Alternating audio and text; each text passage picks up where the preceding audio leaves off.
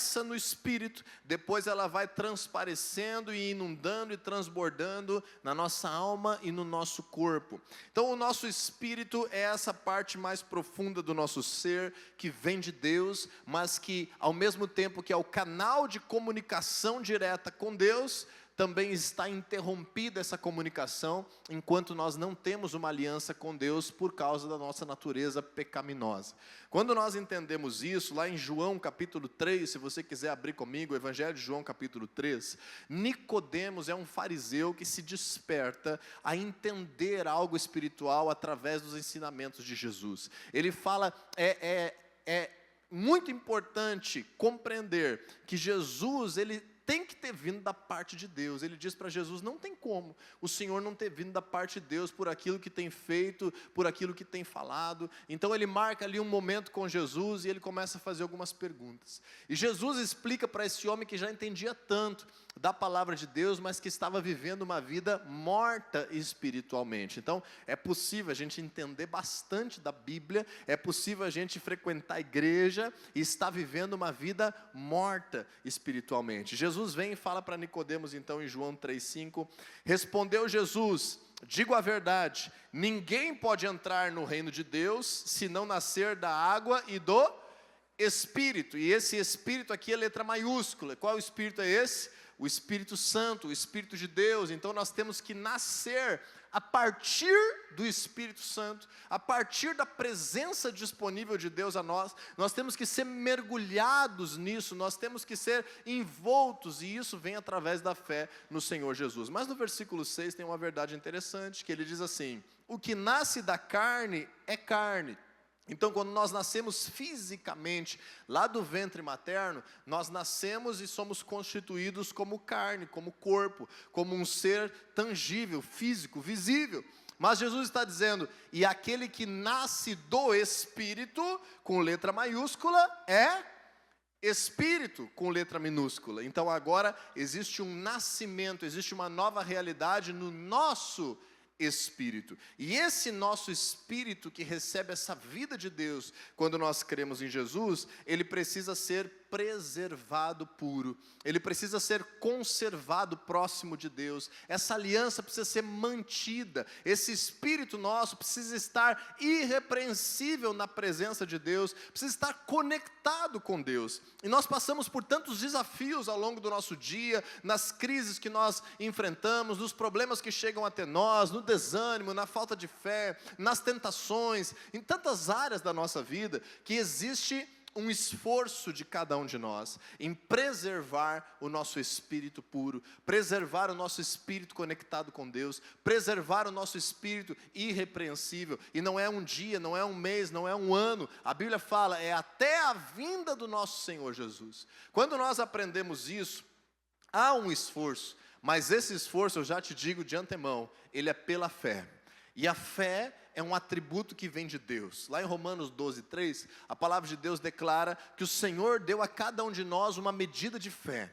A primeira coisa que nós temos que compreender para preservar o nosso espírito é que a fé não é algo da nossa mente. A fé não é um pensamento positivo. A fé não é uma vontade de crer. A fé não é algo da alma. A fé é uma substância que vem de Deus ao nosso espírito. Então tudo aquilo que nós fazemos pela fé, nós fazemos como pessoas espirituais, nós fazemos como pessoas que creem, e nós temos uma medida de fé, e logicamente que nós podemos usar essa fé para adorar outros deuses, nós podemos usar essa fé para duvidar de Deus, nós podemos usar essa mesma fé para não crer que é para nós a palavra de Deus, mas o Senhor nos dá uma medida de fé, e pela fé nós podemos manter o nosso espírito conectado com o Senhor, o nosso espírito preservado na presença de Deus. Ao aprender isso, então, já que é uma obra de Deus, já que é uma aliança que Deus faz comigo, já que é o Espírito Santo que me vivifica, que papel que eu tenho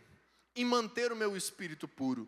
Que parte é essa minha que envolve eu manter o meu espírito irrepreensível? Se Deus fez tudo isso na minha esfera espiritual, como que eu posso agora obedecer essa palavra de Deus de Tessalonicenses 5:23, e que o meu espírito, assim como a minha alma e o meu corpo, sejam preservados e irrepreensíveis até a vinda do Senhor Jesus. E eu quero te mostrar aqui, através de 3 grandes áreas da palavra de Deus, algumas coisas que eu julgo importantes para isso, e que eu tenho percebido que há uma tendência nossa em acabar desconectando aquilo que vem de Deus para nós, por não ter esse cuidado com as coisas do nosso espírito. E a primeira delas, abra comigo lá em Mateus capítulo 5, Jesus começa o Sermão do Monte, e essa é a primeira coisa que Jesus fala.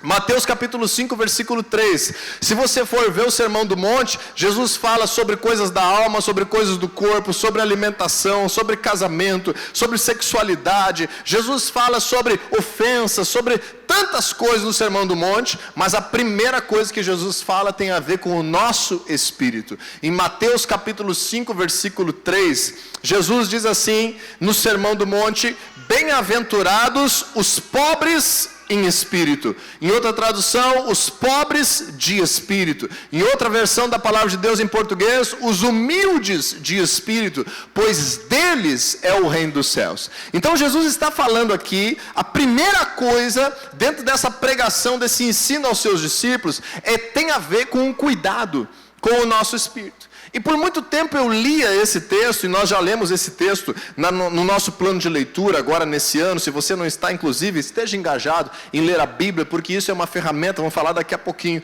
para nos aproximar de Deus e fazer o nosso espírito forte. Quando eu estava lendo isso, outros anos da minha vida, no início da minha vida de fé, eu não conseguia entender como que a Bíblia fala que Deus quer que eu seja próspero, que Deus quer que eu seja completo, que Deus quer que eu seja abundante, que Deus quer que eu esteja bem, mas ao mesmo tempo fala que eu tenho que ser pobre no meu espírito. O que é isso? Se Deus ele resolve tanta coisa na minha vida, traz uma paz sobrenatural, uma alegria completa, como que eu vou ser esse pobre de espírito? E eu ficava pensando, meu Deus, como que pode? Como que é isso, ser pobre de espírito? Então a primeira coisa que eu quero te dizer, para termos um espírito preservado, é cultivar a necessidade no nosso espírito. Eu preciso cultivar a necessidade no meu espírito. Diga assim comigo, eu preciso cultivar a necessidade no meu espírito. Essa foi a melhor expressão que eu encontrei. Eu sei que não está fácil de entender, mas deixa eu te explicar um pouquinho. O que é esse termo pobre de espírito, humilde de espírito? O que é essa pobreza espiritual que Jesus está dizendo? Essa palavra é a mesma palavra usada para alguém que fisicamente está mendigando na beira do caminho, está pedindo esmolas, está com fome, está destituído de riqueza, está necessitado. E Jesus, ele então nos ensina a nunca pensar que nós estamos satisfeitos e resolvidos e bem no nosso espírito, cogitando nos afastar da presença de Deus e achar que continuamos bem, em paz, fortes, alegres, felizes, vivendo a nossa vida, ricos no nosso espírito. Não. Nós temos que sempre ter clareza de que eu sou pequeno, o meu espírito é necessitado, eu sou carente da presença de Deus no meu espírito. E se eu deixar isso apagar na minha vida, se eu deixar essa sede morrer, aí começo a perder aquilo que o reino de Deus tem preparado para mim. Então nós temos que aprender a cultivar essa necessidade no nosso espírito, essa sede no nosso espírito, essa fome no nosso espírito. Sabe quando a gente vem para Jesus, e muitas vezes a gente está com uma crise muito grande, muitas vezes a gente tem um desafio a resolver, muitas vezes nós temos um problema de saúde, um problema conjugal, familiar, uma questão financeira, algo que está nos tirando a paz, o sono, uma crise, quem sabe, de identidade ou de ansiedade, coisas que nos levam a buscar a Deus desesperadamente. Você teve alguma dessas na tua vida? Normalmente as pessoas se convertem por uma grande percepção de necessidade. Poucas pessoas se convertem apenas por buscar conhecer um Deus real e que complete a sua vida. A maioria das pessoas acabam conhecendo o Evangelho por perceber essa necessidade. Aí a gente vai crescendo, vai resolvendo, Deus vai fazendo milagres, a palavra de Deus vai produzindo frutos, e chega um momento na tua vida que você resolveu essas grandes necessidades. Você zerou isso. E agora você é chamado a produzir frutos no reino de Deus, você é chamado a se envolver com a vida da igreja, você é chamado a desenvolver novos propósitos, você é chamado a viver milagres, não só na tua vida, mas agora causando milagres na vida dos outros, e essa chave muita gente não vira. Quando a gente resolve as nossas demandas, existe uma grande tentação de eu agora não orar tanto mais, eu agora não ser mais tão frequente no corpo de Cristo, eu agora não me envolver mais tanto nas coisas espirituais, eu agora deixar de ler a minha Bíblia, eu agora não clamo mais a Deus, porque afinal de contas, aquela minha necessidade física acabou. O que Deus está nos ensinando na sua palavra aqui? Apesar de necessidades físicas terem um destino de serem abençoadas, a Bíblia fala assim: se quiserdes e me ouvirdes, comereis o melhor dessa terra. A palavra de Deus declara que nós viveremos uma vida abundante, que com Jesus nós estamos livres dessa influência dos problemas sobre a nossa vida que nos abalam, nós somos inabaláveis. Mas agora no meu espírito, eu tenho que sempre entender, eu continuo precisando de Deus todos os dias da minha vida. Se no meu espírito não houver uma necessidade, não houver um senso de dependência, o dia que eu achar que eu alcancei, é o dia que eu começo a me afastar de Deus. Foi assim lá no Éden. Olha, será mesmo que Deus disse para não comer dessa fruta? Eu acho que não, hein? Eu acho que Ele comeu uma vez e agora não quer que vocês comam, porque vocês vão conhecer o bem e o mal que nem Ele, vocês vão ser que nem Ele. Olha só, o que Ele disse não é mais tão importante assim. E Adão e Eva já estavam de barriguinha cheia, já tinham dado ali todos os seus afazeres, já não estavam mais tão interessados em ficar se relacionando com Deus, e começaram a cair, quando deram ouvidos à serpente e perderam o desejo pela presença de Deus. Então a primeira coisa para manter o nosso espírito puro é cultivar a necessidade, fazer ele ser pobre de propósito. Ser pobre de espírito é uma escolha. Em Filipenses capítulo 3, versículo 13, se você quiser abrir, Filipenses 3,13, é do ladinho lá de Tessalonicenses, Colossenses, Filipenses 3,13. O apóstolo Paulo, quem sabe é o homem mais maduro espiritualmente do Novo Testamento. Depois de Jesus, o apóstolo Paulo é o homem que mais teve experiências com Deus por mais tempo. E foi mais útil no reino de Deus do que qualquer outro, se a gente for dimensionar em feitos, em tempo, em frutos, em revelações. O apóstolo Paulo, quem sabe, é o maior do Novo Testamento. E ele diz em Filipenses 3,13, já nos seus últimos tempos de vida, escrevendo da prisão, já num destino de estar diante de reis, testemunhando sobre a palavra de Deus, tendo escrito muitas cartas para a igreja, implantado muitas igrejas, formado muitos líderes, tendo tido muitas experiências sobrenaturais ao longo de muito tempo. Em Filipenses 3,13, o apóstolo Paulo escreve: irmãos, não penso que eu mesmo já o tenha alcançado. Eu não cheguei lá, eu não alcancei tudo, eu não sei tudo, eu não sou perfeito, eu não estou pronto ainda tem mais de Deus para a minha vida, eu ainda continuo precisando de Deus. Eu não penso jamais que eu alcancei, que eu estou bom, que eu cheguei lá, que eu estou satisfeito, que agora eu não preciso mais. O apóstolo Paulo diz: eu não penso isso, mas uma coisa eu faço, esquecendo-me das coisas que ficaram para trás e avançando para as que estão adiante, prossigo para o alvo, a fim de ganhar o prêmio do chamado celestial de Deus em Cristo Jesus. Ou seja, se eu pensar que eu alcancei, eu posso perder a eternidade. Se eu pensar que eu sou o cara, se eu pensar que eu cheguei lá, eu me desconecto do meu espírito, daquilo que vem de Deus na minha vida e supre de fato a minha essência. Você está entendendo isso? Então manter viva essa sede, essa pobreza espiritual, é um exercício diário na vida de todo cristão. Se a tua vida está abençoada, teu casamento está feliz, teus filhos estão bem, tem dinheiro na tua conta, você está realizando tantos sonhos e propósitos, qual motivo você tem para acordar mais cedo para orar? Qual motivo você tem para perder meia hora lendo a Bíblia no teu dia? Que motivo você tem se está tudo bem abençoado na tua vida? Que motivo é? Sede no Espírito, fome no Espírito, necessidade no Espírito. Eu escolho a pobreza espiritual. Isso é um fundamento fantástico.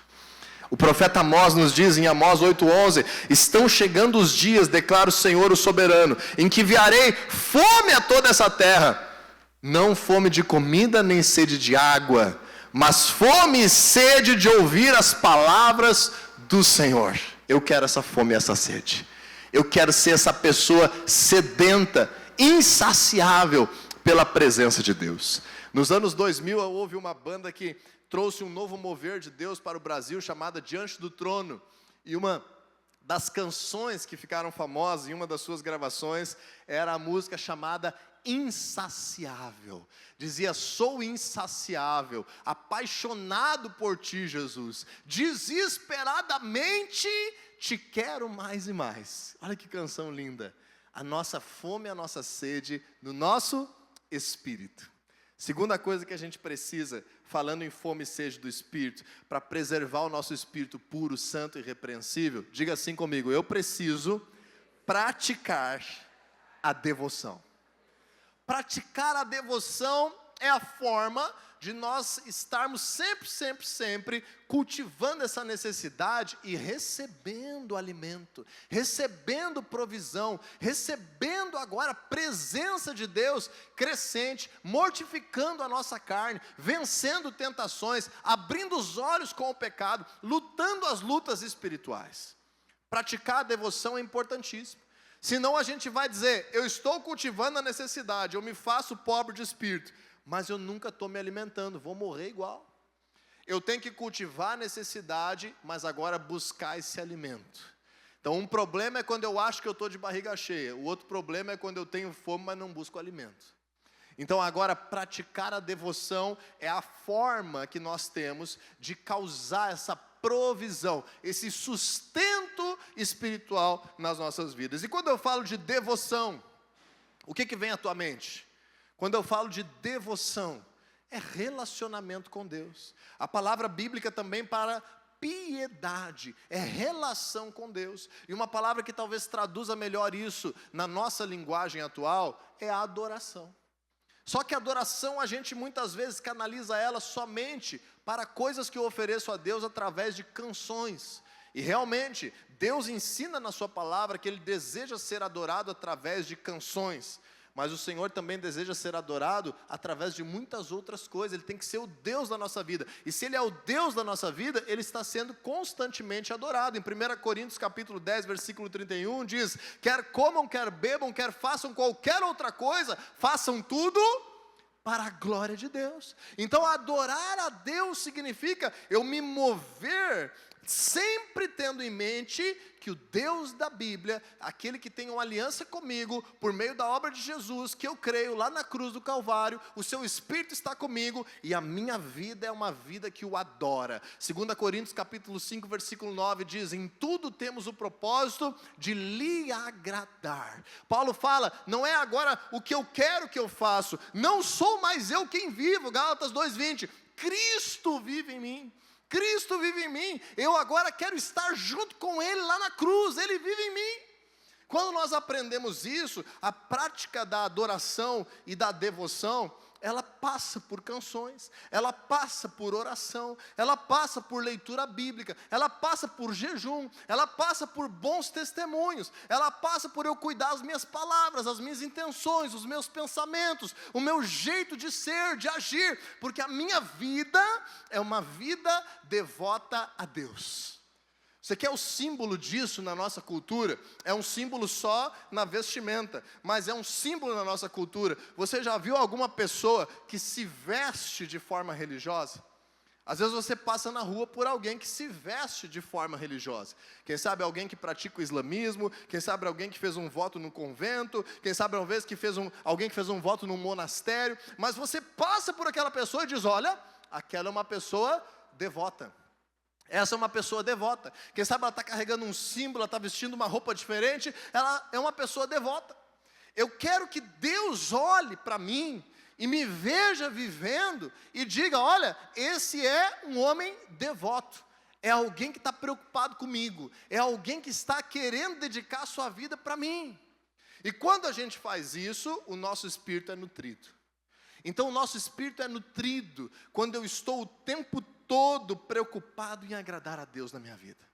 Eu estou o tempo todo, quando eu estou dentro da igreja, quando eu estou fora da igreja, quando eu estou junto com um amigo crente, quando não tem nenhum crente ao redor de mim, quando eu estou na célula, quando eu estou fora da célula, quando eu estou me preparando, quando eu estou orando, quando eu estou no banho, quando eu estou conversando com a esposa, quando eu estou educando um filho, administrando as finanças. A vida devota, praticar a devoção é uma forma de adorar a Deus em todo o tempo.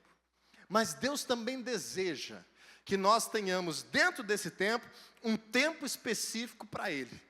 Um tempo específico de relacionamento com Ele. Em João capítulo 4, versículo 24, se você quiser abrir comigo, diz assim que é necessário que os adoradores adorem a Deus em espírito e em verdade. Marque aí João capítulo 4, 23 e 24. Esse é o texto base da adoração no Novo Testamento. Jesus disse, não é sobre um lugar que você está, não é sobre o monte tal que você sobe, não é sobre a cidade tal que a presença de Deus está. A nova aliança não é mais assim. Em qualquer lugar, em qualquer situação que você esteja, uma adoração verdadeira é uma adoração espiritual, é uma adoração sincera, é uma adoração de acordo com a palavra de Deus, é uma adoração que entrega o que Deus quer receber e não aquilo que eu acho que eu devo entregar. É uma adoração em verdade, mas é uma adoração também em espírito, é uma adoração espiritual. Então praticar a devoção é ouvir a palavra de Deus e obedecer a sua palavra. Eu estou dizendo, Ele é Deus na minha vida, eu obedeço a sua palavra. E ao olhar a sua palavra, eu vou dizer, eu vou orar, eu vou ler a minha Bíblia, eu vou conhecer as Escrituras, porque a Bíblia fala que a vida eterna é conhecer a Deus. Se a vida eterna é conhecer a Deus, uma das formas que eu tenho de conhecer a Deus é conhecendo a palavra de Deus, é conhecendo a história de Deus, a história de como Deus agiu com as pessoas. E se a Bíblia fala que o jejum é importante, se a Bíblia fala que ele libera recompensas espirituais, se a Bíblia fala que o jejum é uma ferramenta, eu vou fazer jejum. Eu vou buscar Deus. Se a Bíblia fala que é importante se reunir com a igreja, eu vou me reunir com a igreja. Se a Bíblia fala que é importante eu estar orando pelos enfermos, expulsando demônios, me reunindo de casa em casa, eu vou fazer isso, porque a minha vida é uma vida que pratica a devoção. Eu quero viver para Deus. Mas a Bíblia também fala que eu devo trabalhar. A Bíblia também fala que eu devo estar educando os meus filhos. A Bíblia também fala que eu devo estar tratando a minha esposa com honra. A Bíblia também fala que eu devo estar cultivando a presença de Deus, sendo sal da terra em meio a pessoas que ainda não creem em Deus. Então a gente tem uma ideia errada, por causa dessas tradições religiosas, que praticar a devoção é o só estar envolvido em torno das coisas da instituição da igreja. E não é. Envolve todas as áreas da minha vida glorificando a Deus. Isso alimenta o meu espírito, isso purifica o meu ser, isso me faz perto de Deus todos os dias, isso me faz não apagar o Espírito de Deus na minha vida, isso me faz ter um coração voltado para Deus o todo o tempo, as minhas orações não cessam, o meu pensamento em Deus está sempre diante dEle. Como disse o salmista, a tua presença está sempre comigo, eu sempre estou diante da presença de Deus. Imagina, se todo cristão tivesse essa consciência em todo o tempo da sua vida, que ele está diante da presença de Deus, será que estaria vendo pornografia? Será que estaria cogitando trair a mulher? Será que estaria dando jeitinho nas suas finanças? Será que estaria tendo relação sexual conjugal sem legalizar? Será que o cristão que lembra que a presença de Deus está sempre com ele, estaria dando jeitinho na sua vida e apagando o espírito? Praticar a devoção é ter essa vida sincera, verdadeira de adoração. E Jesus critica os religiosos que faziam da boca para fora, mas o espírito não estava conectado com Deus. Lá em livro de Marcos, capítulo 7, se você quiser ver comigo, Marcos 7, 6, ele diz assim aos fariseus, olha, Isaías profetizou falando de vocês. Jesus falava e não mandava recado. Quando o negócio é religiosidade, Jesus falava diretamente. Eu espero que você possa receber a palavra de Jesus com amor, mas às vezes ela tem que ser bem direta. Ele respondeu, Marcos 7,6, bem profetizou Isaías acerca de vocês, hipócritas. Como está escrito, esse povo me honra com os lábios, mas o seu coração está onde? Longe de mim. Em vão me adoram, seus ensinamentos não passam de regras ensinadas por homens. Vocês negligenciam os mandamentos de Deus e se apegam às tradições dos homens. Para quem que Jesus falou isso, pessoal? Para quem estava toda semana buscando a Deus dentro da sinagoga. Para quem estava toda semana lendo as Escrituras. Mas aquela religiosidade tinha tirado deles a verdadeira sede. Aquela religiosidade tinha feito eles dizendo assim: eu sou rico de espírito agora. Eu não preciso mais de nada. Todo mundo tem que olhar para mim e me pedir bênção, porque eu sou o santo passando. O santo está passando. Bênção, bênção, bênção. O que o santo está passando? Assim eram os fariseus. E Jesus diz: hipócritas. Vocês são os hipócritas mesmo. Vocês são uns sepulcros caiados. Branquinho por fora e podre por dentro. Jesus não mandava muito recado para os fariseus. Ele falava na lata. Porque ele queria converter os seus corações. E quando o nosso coração está endurecido, a gente tem que tomar um sacode da palavra de Deus. Então hoje, te desperta aí, meu querido, e vai praticar a devoção. Vai te voltar para Deus. Para de ser envergonhiço com o reino de Deus. Para de brincar com a palavra de Deus. Para de zombar de Deus, rapaz. Leva a sério a tua família, leva a sério a tua sexualidade. Leva a sério as tuas finanças. Ele te levanta como um homem de Deus verdadeiro nessa terra. Que vai chegar diante do Senhor na glória e vai entrar na eternidade. Nós temos esse dever de manter o nosso espírito irrepreensível. E por fim, deixa eu te dizer o terceiro. Por fim, eu e você precisamos vencer a inconstância. Diz aí para quem está do teu lado: vença a inconstância. É fácil dizer para o outro, né? Vença a inconstância. Por que a palavra de Deus precisa disso? Porque existe uma natureza dentro de nós, de não sermos constantes. Em Salmo capítulo 51, versículo 10, se você quiser abrir bem no meio da tua Bíblia, o salmista Davi está fazendo uma canção, ele está falando sobre uma necessidade que está dentro do coração de todas as pessoas. Todos nós temos a tendência de sermos inconstantes no nosso espírito. Hoje nós estamos aqui adorando a Deus, buscando a Deus num domingo de manhã, podia estar fazendo tanta outra coisa. Estamos aqui buscando a presença de Deus. De tarde nós podemos ter já falhado. Hoje à noite já podemos ter tido inconstância. Mês que vem, quem sabe, o nosso coração já não está voltado para Deus. Você vê isso na história do povo de Israel. Os caras viram, milhões de pessoas viram as 10 pragas do Egito. Viram o mar vermelho se abrir. Viram água ser purificada. A água não era potável, era amarga, foi purificada. Daqui a pouco eles disseram assim: Moisés, parece a propaganda do Tang, aquela quando eu era criança.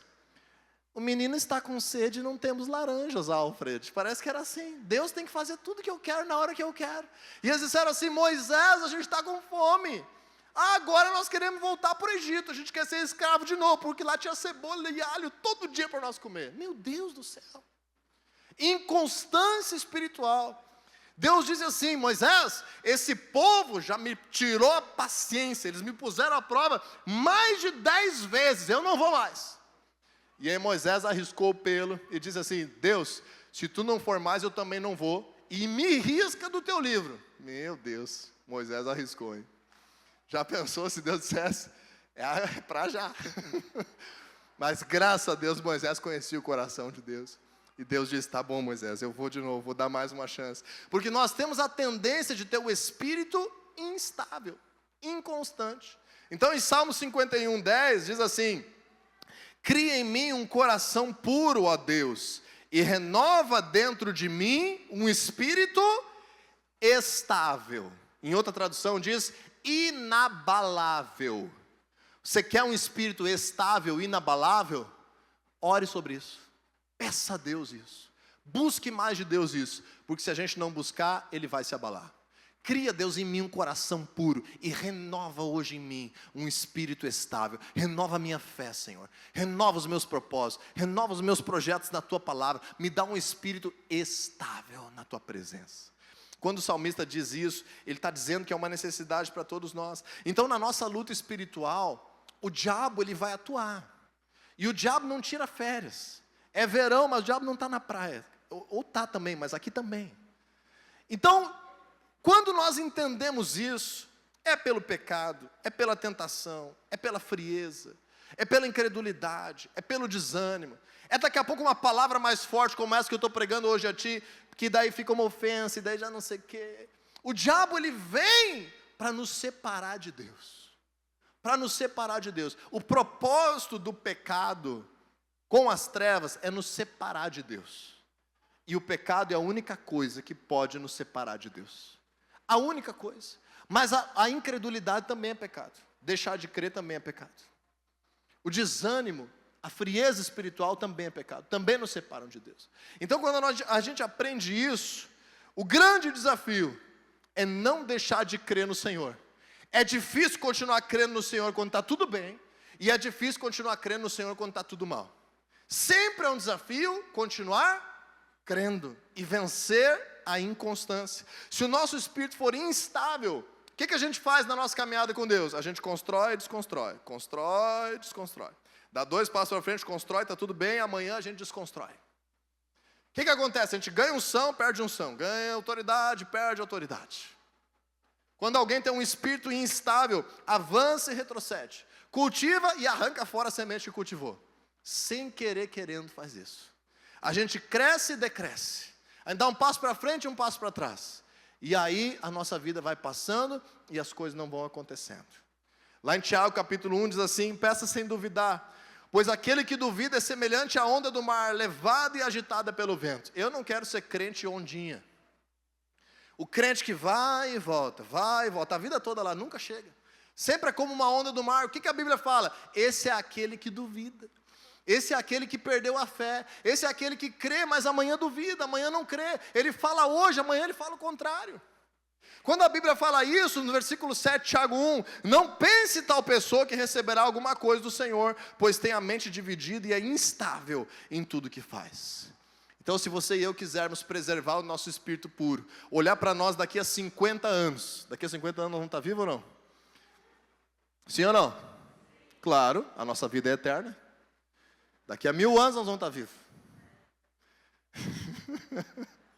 Quando nós entendemos isso, a preservação do nosso espírito é corresponder através do tempo, através das décadas, de forma consciente e diária, a ter necessidade intencional, fome e sede no espírito, a ter uma prática de devoção verdadeira e vencer a inconstância, vencer os abalos, vencer os tremores e ter uma constância, ter uma estabilidade espiritual. Um espírito preservado é resultado de uma vida que reconhece a sua necessidade de Deus. É resultado de uma vida que se mantém alinhada em adoração sincera e permanece firme na fé, mesmo diante de lutas. Isso vai irradiar para cuidado com a alma e o cuidado com o corpo, que vão ser o tema dos nossos próximos episódios na série por inteiro. Amém, minha gente? A palavra de Deus é poderosa, ela quer causar algo forte nas nossas vidas esse ano, e é um ano de grandes mudanças. Para ter grandes mudanças, tem que ter, às vezes, umas grandes chacoalhadas da palavra de Deus em nós. E eu estou discernindo que esse é um tempo que nós estamos sendo preparados para avançar como nunca antes, nas nossas vidas, como células, como igreja. Estamos profetizando isso, logicamente vão ter levantes das trevas. Logicamente vão ter guerras espirituais. Maior é o que está em nós do que o que está no mundo. Você é mais do que vencedor por meio daquele que te amou, o Senhor Jesus. Nada nos separará do seu amor. O seu poder se aperfeiçoa na fraqueza, mas Ele atua em ti. Ele é capaz de fazer infinitamente mais do que nós podemos pedir, pensar ou imaginar. Nenhum dardo das trevas nos atingirá. Pela fé no Senhor Jesus, nós neutralizamos. Nem o poder das trevas é forte o suficiente para parar a tua vida, se o teu espírito estiver inabalável no Senhor Jesus. Amém? Você recebe aí ou não?